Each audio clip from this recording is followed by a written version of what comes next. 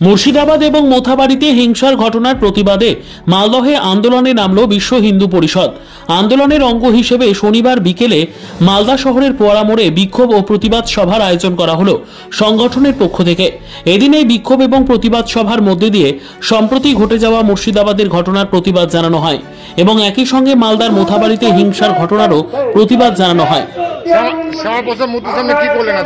দেখুন, আপনারা জানেন কিছুদিন আগে শুক্রবার মানে আগের শুক্রবারে ধুলিয়ানে, তার আগে আমরা দেখেছি মোথাবাড়িতে জেহাদিরা যারা বিভিন্নভাবে হিন্দুদের উপরে ওয়াকফের নামে বিনা কারণে যেভাবে আক্রমণ নামিয়ে আনছে।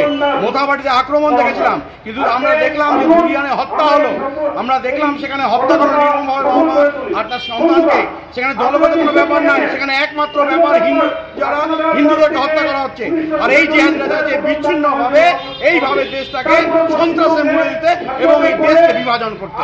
আজকে এই বিভাজনের বিরুদ্ধে আজকে বিশ্ব হিন্দু পরিষদ মালদা জেলার পক্ষ থেকে আজকে সকল যারা আছেন সনাতনী তাদেরকে আহ্বান করা হয়েছে এবং এই যে গণহত্যা এইভাবে করা, তার জন্য আমরা চাইছি সারা পশ্চিমবঙ্গ জুড়ে শুধু এই কেন্দ্রীয় যদি নিয়ন্ত্রণ না আসে, যদি এখানে কেন্দ্রীয় সেনাবাহিনী না নামে, তাহলে এ শান্তি সমাধান না। আমরা চাইছি এই যে উপযুক্ত এলাকাগুলোতে যেখানে এইসব ঘটনা ঘটছে সেখানে অতি দ্রুত সেখানে রাষ্ট্রপতির শাসনের মতো ব্যবস্থা করা হোক, রাষ্ট্র বা কেন্দ্রের অধীনে তাদেরকে দেওয়া হোক।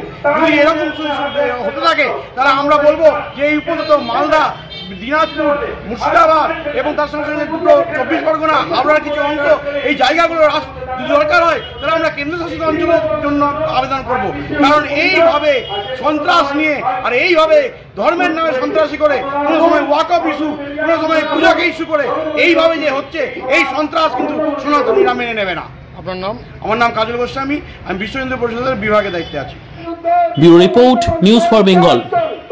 This channel does not promote or encourage any illegal activities. All contents provided by this channel is meant for educational purpose only.